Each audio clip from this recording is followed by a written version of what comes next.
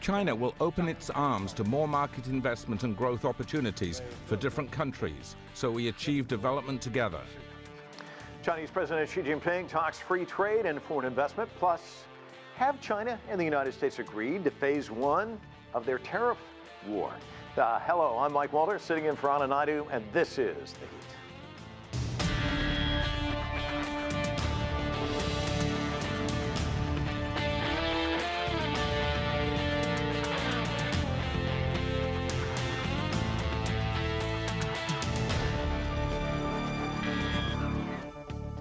President Xi Jinping called on global leaders to end trade barriers and resist protectionism in a speech at the second annual China International Import Expo in Shanghai.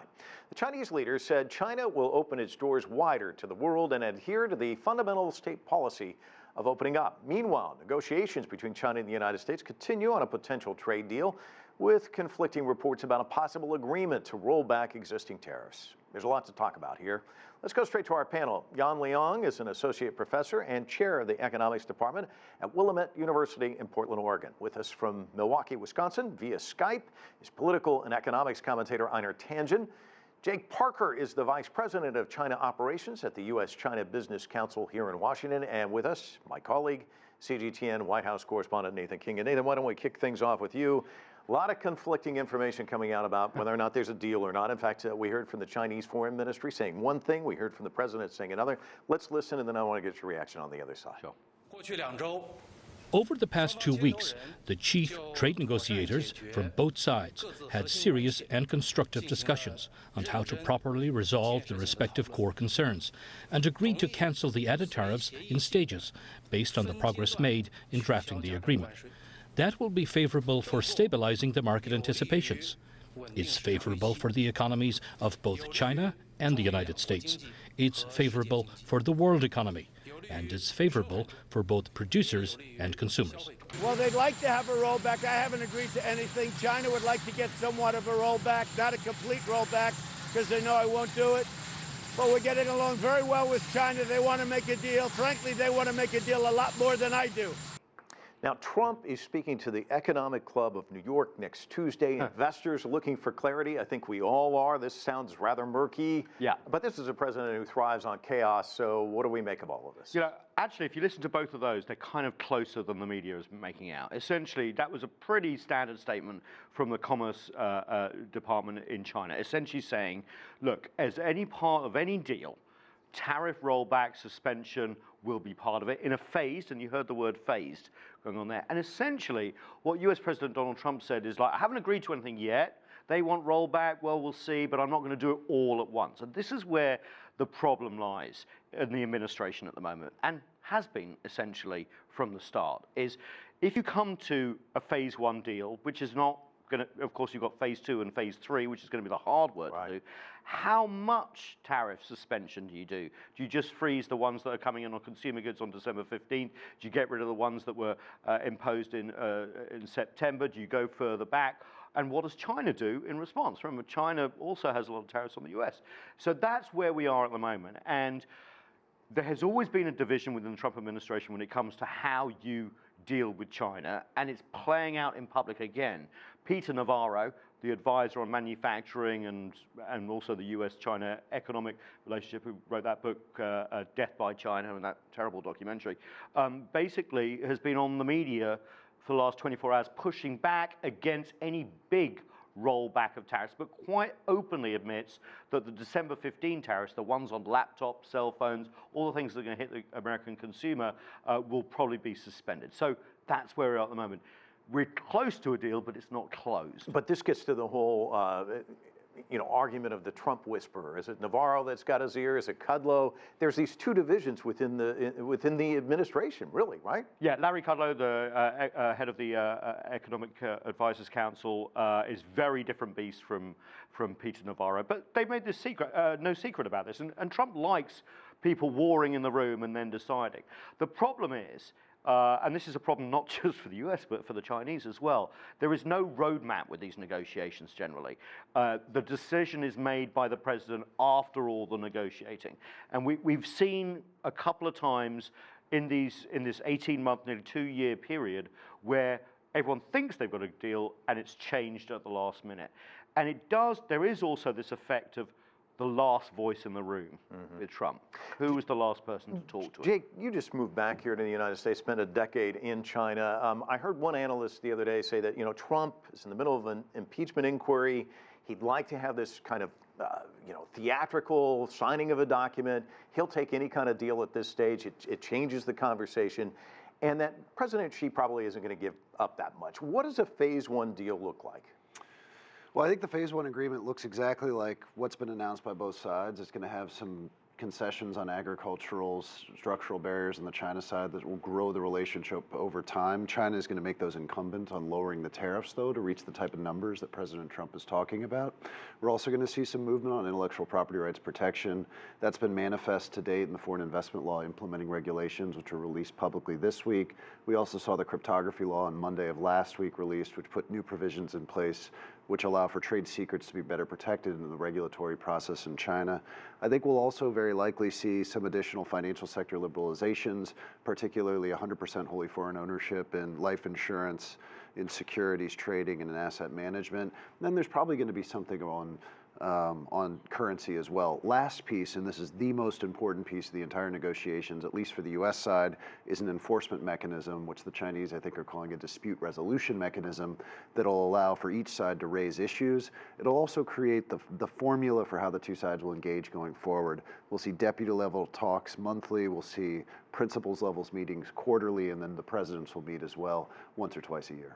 Yan Liang, according to Tariffs Hurt the Heartland, now this is a U.S. anti-tariff advocacy group, they say that consumers and businesses here in the U.S. paid an additional $38 billion in tariffs. That's from February 2018 to September of this year.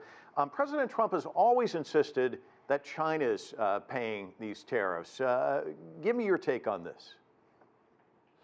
Well, I think the major research institutions have put a number that clearly show that almost 100% of the import tariffs are borne by U.S. businesses, and eventually the U.S. consumers are going to foot the bill.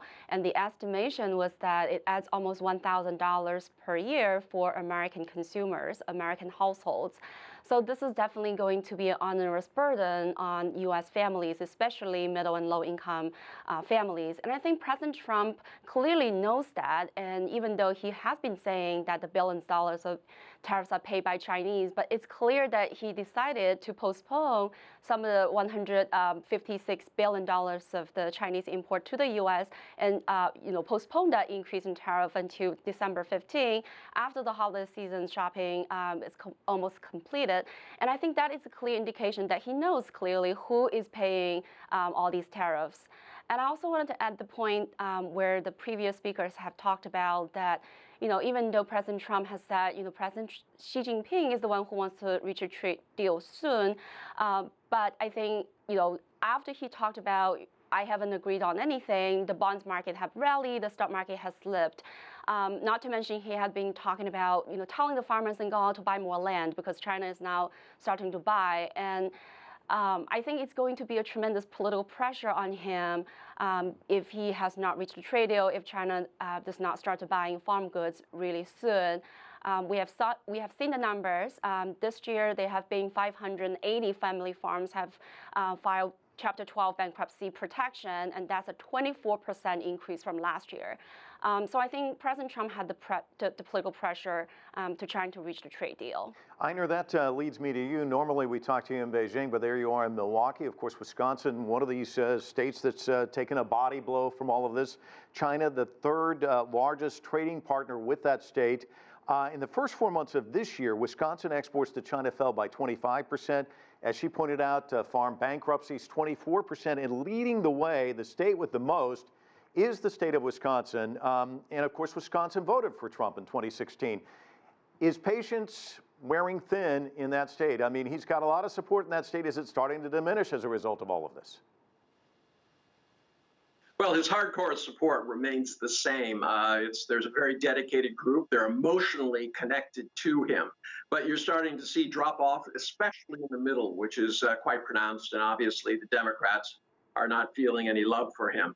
But, let's go back to a couple of points that have been raised. First off, Donald Trump is not exactly trustworthy. He doesn't have a strategy. So this idea that there are going to be ongoing meetings, that was brought up my colleague at the Business Council. Yeah, there can be as many meetings as you want, but in the end, as he said, it's going to be up to Donald Trump and what is good for him. And at this point, it's all about politics and the re-election. That's why he's pushing for a Midwest meeting. And that's exactly, if there's going to be a signing ceremony, he wants it here. He wants to use this for purely political means. And I think at this point, well, unfortunately, we lost Einar, but I want to give you a chance to respond to what he just said. So I think it's very difficult for the Chinese to have a meeting in the United States without a state visit. And that's something that the Chinese have been expecting since the Argentina meeting between the two presidents. And I know that one of the biggest factors that's contributing to the considerations right now is if President Xi comes to the United States, will it look like capitulation to his domestic Chinese audience for signing a treaty not on his soil that potentially gives some concessions from China's side? Now, there are some potential opportunities here. We saw earlier today that the APEC summit in conjunction with Chile could potentially be hosted in the United States or co-hosted in the United States. That would be an excellent inflection point that would bring President Xi to the United States as part of a multilateral agreement. It's not here on a bilateral basis and could be the type of opportunity for the two sides to meet. Yeah, I don't know if that's going to happen, though, because after that disaster of the ASEAN summit last week, where the Americans sent such a low-level delegation and lectured everyone in the region about China while not actually showing up themselves, I know that there are several leaders that are really pushing back on having this joint APEC summit here in the US in December, January. We've heard Las Vegas, various other things. So yeah, I think you're absolutely right here, is that the optics really matter.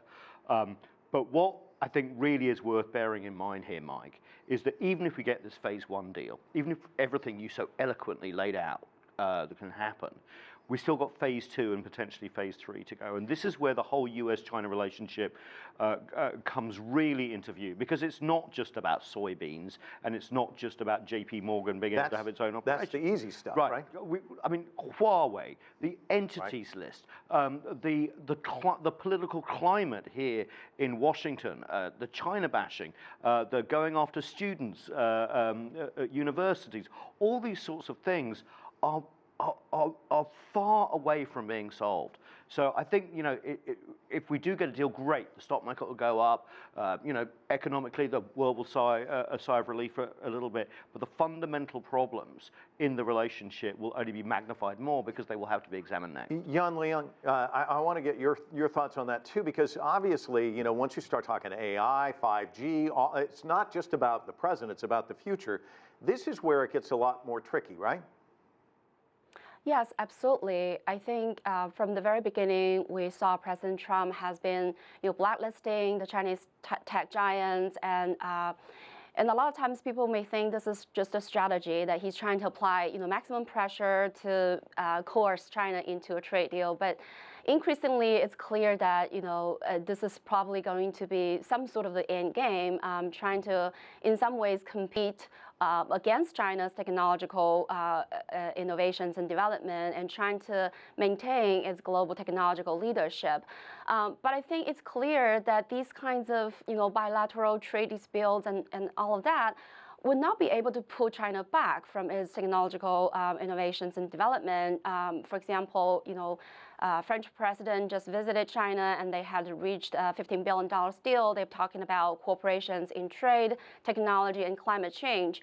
So I think China is able to find international partnership to continue with its technological innovations. And China has been investing heavily in R&D, 2% of its GDP, and it has been fostering, still enterprises, and also encourage private enterprises in bringing out innovations. So I think, in a way, this is unstoppable.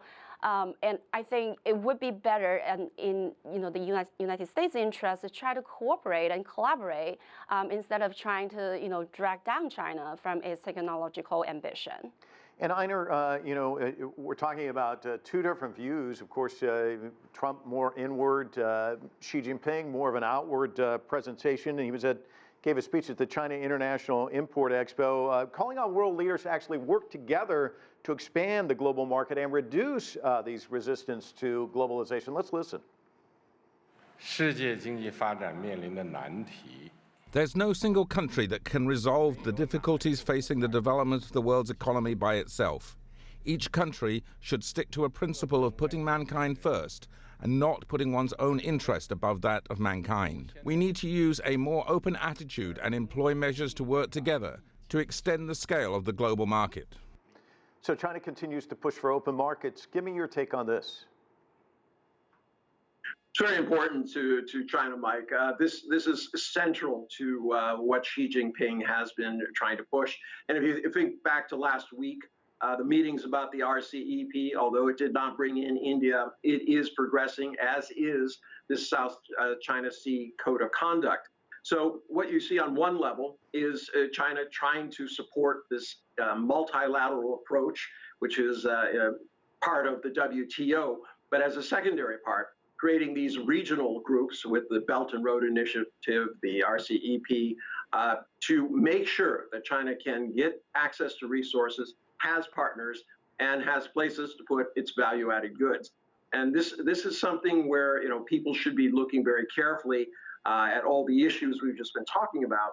This kind of pressure, which is, I think, more, and I would agree with my colleague, this is just more than just pressure. It reminds me of the Sacha Cohen Baron's movie Borat, where Donald Trump is holding the starting pistol, and he's also using it to shoot anybody who gets near him, rather than straight up competition. Jake, let's talk a little bit about that, because this is, there's been a lot of talk about it. Of course, India is not agreeing to join, but the TPP was right there for the going, and Trump walked away from it. Was that a miscalculation?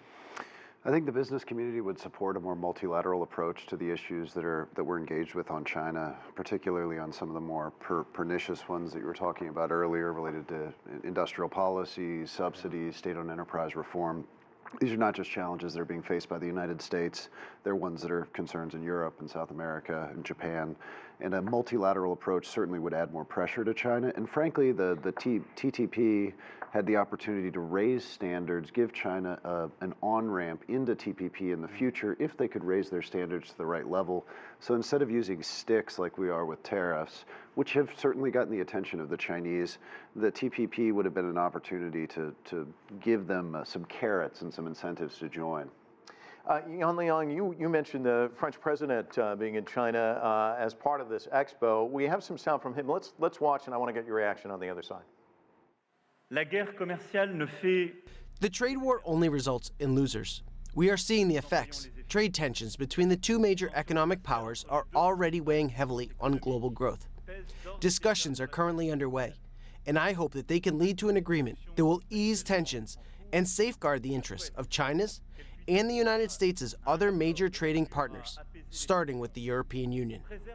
And this is something we've heard from Christine Lagarde as well, concerns about a global downturn because of this clash between these two major powers. Right, and we have seen that. I think, starting 2018 in January, when President Trump started this trade war, so far what we have seen is the global economic growth has slowed down.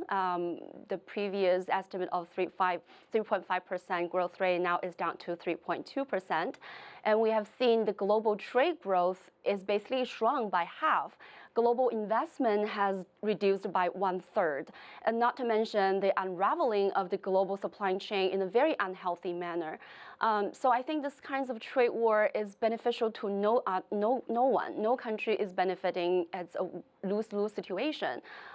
So I think President Macron is absolutely right, and President Xi Jinping is also making this very clear. Opening for trade and liberalization for investment, it's people's will, it's people's interest. We should be upholding the multilateral system and not to renege on that, because this is not going to be conducive for global growth. That said, I think Xi Jinping also make it very clear that any trade negotiations needs to be based on mutual respect, mutual understanding, and accommodation for each other's interest. So having this punitive tariff rates in place would make this kinds of trade negotiations very unproductive and ineffective. Nathan, he loves this tariff game, but there are even limitations to that. We saw that, I think, in August. It was, you saw the business community mounting this this assertive effort. Some amazing letters were written, yeah. Exactly. There's only so far you can go with all these tariffs. Yeah, although I think you're absolutely right. It's got China's attention, and I think that's really important because there was a feeling here in Washington that the strategic and economic dialogue mechanism wasn't really going anywhere. The Obama administration were very frustrated about it as well. So, you know, even if you disagree with what's happened, and you can see the consequences on the farmers, there is a sort of grudging consensus from Beijing to Baltimore, if you like, that this has actually changed the game and shaken up both sides, and to have actually real conversations for the first time. However, a lot of people are saying, look, White House, we could have been with you, and we're talking about the Europeans here, we're talking about Japan, we're talking about even Latin America, Central America, Mexico, Canada, but you've had trade wars with all of us as well as China at the same time. Macron standing there was very important, because essentially they were holding that wine, I think it was French. 25% tariff on French wine came in just the other day. Standing there next to a model of a Boeing, of an Airbus, Boeing saw that. So all these things are incredibly important. And, you know, as we've seen the tit for tat of tariffs go on, and a lot of us just cover Beijing, Washington. Actually, what you've seen from Beijing is a lowering of tariffs to the European partners and others, automobile tariffs, for example, all that sort of stuff. So essentially what China's doing is opening up, albeit at its own pace, and doing stuff, but not doing it to the US because of this trade war. So essentially, a lot of people say, look, you've got the attention, but you're doing this backwards. And Yan Liang, Trump seems to be hung up on the trade deficit. The trade deficit actually last year increased to a 10-year high. But in this last month, there was actually, in September, the U.S. trade deficit did narrow with China. Talk to me about that and that aspect of all of this. Right. Well, when the economy it's not doing great, you know, when consumers are worried about importing, that would definitely reduce the U.S.'s imports and shrink that trade deficit. That's not necessarily a good thing for the United States. And you know, China is the same thing. Its exports, has slowed down in October, and its import for the first time have gone down by 10%, which is very significant. So I think the narrowing of the trade deficit for the United States, again, with China, is not necessarily a healthy sign for the economy. Not to mention, even though imports from China has declined, the U.S. imports with other countries may well increase to fill that void. And you know, in a very globalized world, when companies are doing businesses and source the supplies from all different countries, looking at that bilateral trade deficit, it's really meaningless.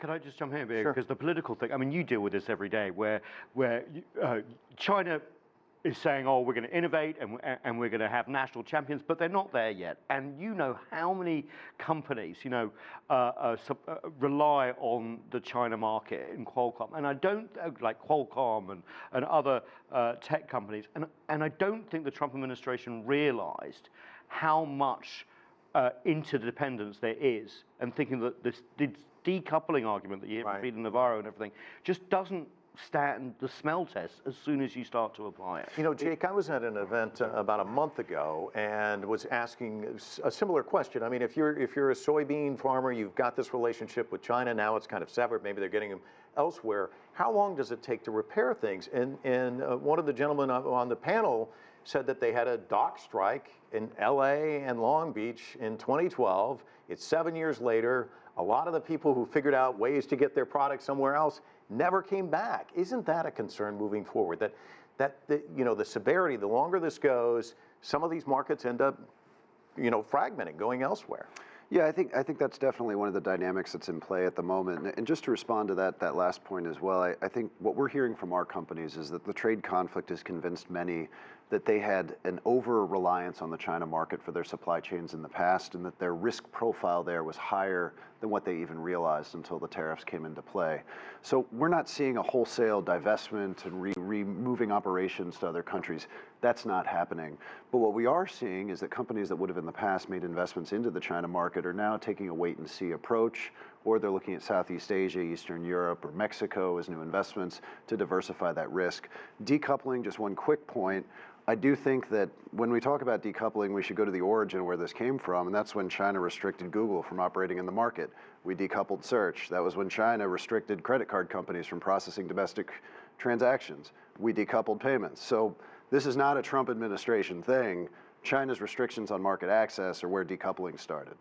Einar, I want to get your thoughts on that. And also this supply chain argument. I've heard some businesses say, well, we can't just shut down an operation in China after we poured all this money in it. And even if we did, if we were moved to Vietnam, what's to say he doesn't have a trade war with Vietnam? He's too capricious. We can't make a decision. And actually, they're kind of frozen in what kind of steps they want to take. Yeah, absolutely. Investment is down across the board. You can't blame it all Trump.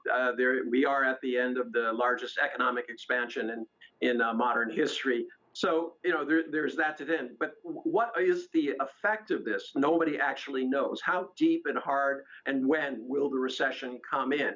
In terms of decoupling, this kind of blame game, my colleague is trying to say, I don't necessarily agree with that. I think if you start looking at U.S. Moves towards China, the encirclement, China has concerns about what the U.S. is doing, especially in terms of the propaganda war. So, for instance, international press reports about China, I think he would agree with me, never really match up to the reality of China once anybody gets here. So there is a real strong feeling, I think, developing and existing for some in China, that the U.S. has made China the villain, that China is now the person in the black hat while the U.S. wears the white hat. And this kind of idea that you can pick apart who started it when, I think is reserved for the playground. Yan Liang, I'll give you the last word. What's going to be the lasting effect of all of this? I just want to go back to the point. I think it's eventually, China's reform and opening. I think after all, we have to remember, China is still a very young market economy. Its reform and opening just started 41 years ago. And China has made this graduate and step-by-step approach to reform and open its economy, which is why China's model has been successful. And I think, in the recent years and even just months, we have seen major steps for China to reform and open. The Belt Road Initiative has struck 197 deals with 137 countries.